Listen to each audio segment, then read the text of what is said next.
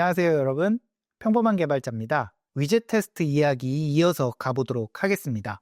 첫 번째 영상 아직 못 보신 분들은 첫 번째 영상 먼저 보시면 전체 스토리를 따라오기 좀 더 편하실 것 같습니다. 자, 이전 영상에서 우리는 위젯 테스트의 개념에 대해서 알아봤고요. 이번 영상에서는 실제로 위젯 테스트를 어떻게 구현하는지 샘플 앱과 시나리오를 가지고 실습을 해보도록 하겠습니다.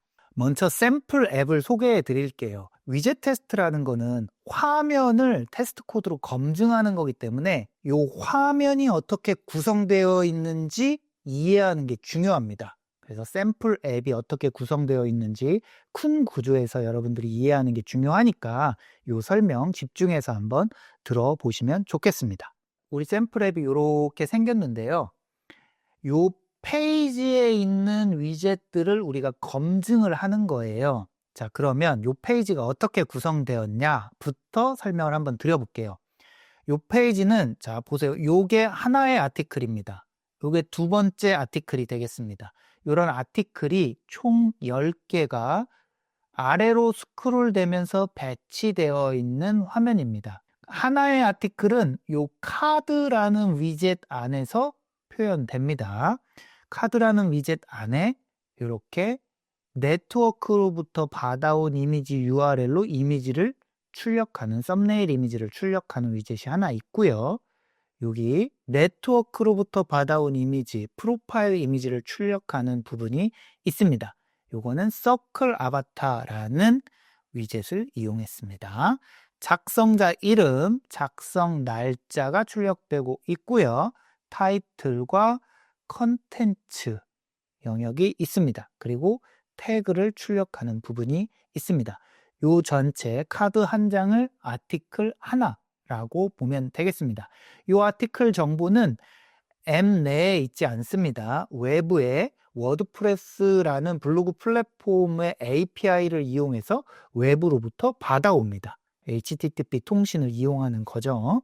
받아와서 플루터 요 앱에서는 그냥 화면만 출력하고 있는 겁니다. 그래서 위젯 테스트를 통해서 요 화면이 잘 구현되어 있는지 검증을 하는 겁니다.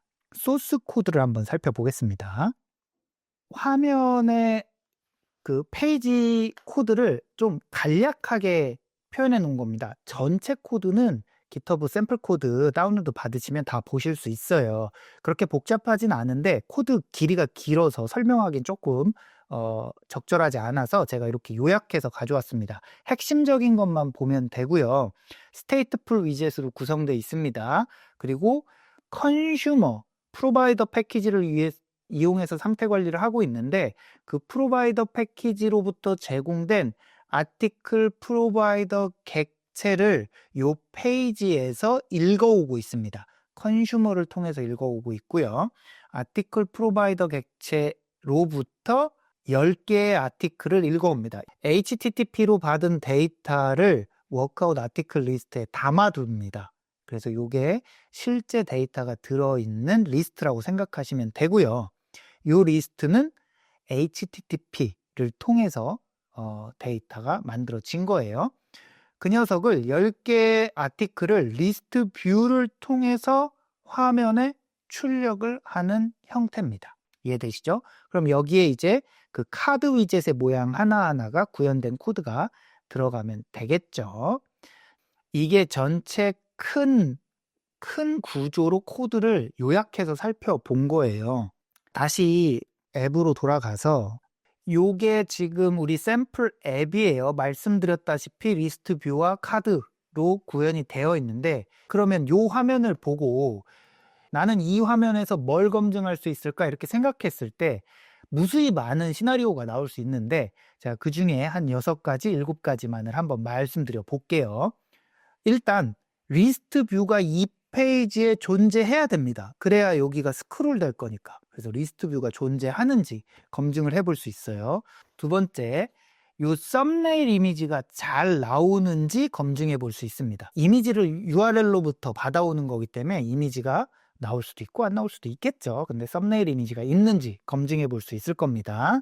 그 다음에 이 프로파일 이미지는 둥그렇게 표현돼요. 둥그렇게 표현하기 위해서 서클 아바타라는 녀석을 사용을 하고요. 이 서클 아바타의 크기를 결정하는 게 레디우스 값이에요. 반지름 크기. 그래서 반지름이 내가 설정한 값만큼 설정되었나, 잘 출력되었나, 이런 거 검증할 수 있겠습니다. 그 다음에 타이틀 영역을 텍스트 위젯을 이용해서 출력을 하는데, 이 텍스트가 아주 길어질 수 있잖아요. 길어졌을 때 문제없이 출력되는지. 텍스트가 길면 오버플로우가 발생할 수도 있겠죠. 어떤 상황에서는. 그럼 그런 오버플로우 없이 또 텍스트가 이상하게 보여지지 않고 적절히 보여지는지 이런 거 검증할 수 있겠죠. 텍스트 밑에는 이렇게 컨텐츠가 나오는데 컨텐츠도 마찬가지입니다. 길이가 길어지면 적절히 잘라서 보여주던지 뭐 어쨌든 오버플로우나 이런 렌더링 에러를 내지 않고 적절한 화면으로 나오는지, 저는 보시다시피 타이틀과 컨텐츠 영역을 엘립시스를 통해서 긴 스트링을 잘라서 표현해주고 있습니다. 이런 것들을 검증해 볼 수 있겠습니다. 그 다음에 태그 영역인데, 태그도 지금 3개가 나오고 있는데 태그가 10개가 있으면요, 그러면 10개가 화면에 다 나와야 될까요? 나의 의도는 태그가 또 화면을 가득 채우면 그것도 웃기잖아요. 그래서 태그가 3개만 나오게 제가 강제했고요. 자, 그렇다면 3개가 잘 나오는지 검증할 수도 있을 거고, 만약에 하나의 태그의 길이가 이렇게 길면요, 그러면 3개가 나오지만 2줄로 태그가 나와야겠죠. 태그명이 길 때 이게 오버플로우 발생하지 않고 잘 표현되는지, 이런 것도 검증해 볼 수 있을 겁니다. 자, 시나리오 제가 제시한 거 정리를 한번 해보겠습니다. 이렇게 정리할 수 있겠습니다. 저는 지금 여기서 그 설명으로는 7개를 제시해 드렸고, 지금 정리된 거에는 6개만 나옵니다. 왜냐하면 첫 번째 리스트 뷰가 존재하는지 여부는 저랑 같이 검증을 해볼 거거든요. 나머지 6개는 여러분들이 직접 한번 구현해 보셨으면 좋겠어요. 구현해 보시고, 요거에 대한 설명은 제가 블로그에 해뒀어요. 그래서 영상 설명란에 그 링크 참고해서 블로그 보시면 나머지 시나리오도 다 확인해 보실 수 있습니다. 저랑은 리스트 뷰가 잘 나오는지 시나리오 1개만 같이 검증을 해보겠습니다. 자, 이제 테스트를 구현을 할 건데요. 첫 번째 영상에서는 정말 심플한 페이지를 검증했기 때문에 복잡한 테스트 구성이 필요 없지만, 이번 시나리오는 약간 복잡함이 있습니다. 첫 번째 허들이 뭐냐면 컨슈머를 통해서 프로바이더 객체를 화면에 뿌린다는 겁니다. 프로바이더 객체를 테스트 환경에서 써야 돼요. 지금 요 코드가 제가 구성한 프로바이더 객체입니다. 우리는 요 워크아웃 아티클 리스트를 컨슈머로 읽어서 화면에 리스트 뷰로 뿌리는데요. 이 워크아웃 아티클 리스트는 어떻게 세팅되냐면 API 서비스를 통해서 HTTP로 데이터를 받아옵니다. 받아온 데이터를 워크아웃 리스트에 저장을 합니다. 문제는 이것입니다. 우리가 테스트할 때 만약에 실제로 사용하는 아티클 프로바이더 클래스를 쓴다고 해보죠. 그러면 이 API 서비스도 실제로 HTTP 통신을 하게 될 겁니다. HTTP 통신은 속도가 굉장히 느려요. 테스트는 빠르게 돌려가면서 수행을 해야 되는데, HTTP가 들어가거나 이렇게 외부 통신이 들어가면 속도가 느리고 테스트를 일정하게 할 수 없습니다. 왜냐하면 오늘 테스트를 돌릴 때는 HTTP로 데이터 받아온 게 1인데 내일 테스트 돌릴 때는 2가 들어올 거란 말이에요. 3일 뒤에는 75가 들어올 수도 있습니다. 이렇게 보장되지 않는 값으로 테스트할 수가 없습니다. 네. 테스트는 고정된 값으로 하는 게 유리하고 안정적이고 테스트를 확정적으로 돌릴 수 있는 거예요. 그래서 위젯 테스트든 뭐 유닛 테스트든 어떤 테스트든 외부 환경에 영향받지 않게 구성해야 됩니다. 네, 이해되셨죠? HTTP가 들어가 있는 요 아티클 프로바이더를 그러니까 테스트에서 활용할 수 없다는 뜻입니다. 그러면은 테스트에서 리스트 뷰는 어떻게 구성하지? 이렇게 고민하실 수 있잖아요. 그래서 테스트에서는 어떻게 하냐면 이 아티클 프로바이더를 흉내낸 가짜 클래스를 하나 만들어요. 그거를 우리가 목이라고 불러요. 목, MOCK, 목 아티클 프로바이더라는 클래스를 만들어서 요 메소드나 프로퍼티의 행위를 흉내냅니다. 그리고 HTTP로 받아온 데이터의 모양을 가짜로 제공해줘요. 그래서 예를 들어서 HTTP로 1이라는 데이터를 우리가 받아올 거라 예상을 하면 1이라는 값을 흉내냅니다. 그럼 오늘도 1이고 내일도 1이고 3일 뒤에도 1이라는 값이 계속 제공되는 거예요. 실제 만약에 워드프레스 API에서 받아오면 하나의 데이터가 계속 오지 않겠죠. 데이터를 제공해주는 사람 마음대로 들어오잖아요. 그렇죠? 그래서 이렇게 목이라는 걸 만들어서 우리가 테스트를 수행하게 됩니다.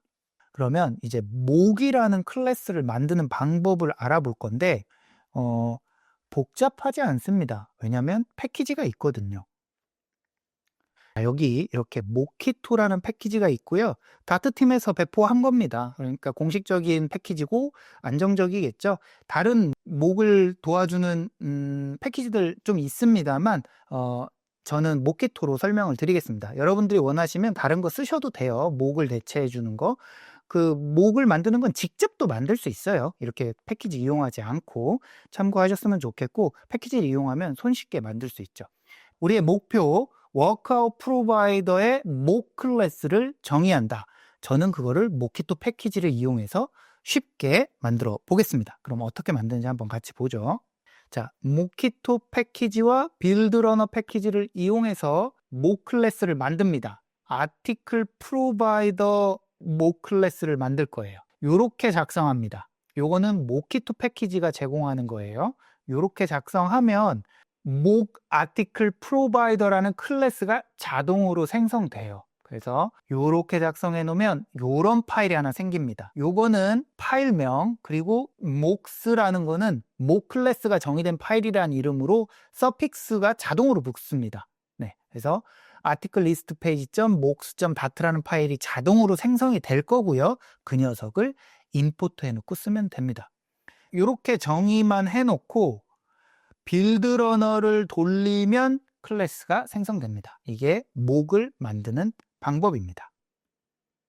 자, 이렇게 우리가 아티클 프로바이더 목 클래스를 준비를 했죠. 그러면 이제 목 객체를 생성하고 활용할 준비를 해야 됩니다. 모킹이라고 표현하거든요. 자, 모킹을 하는 방법을 알아보겠습니다.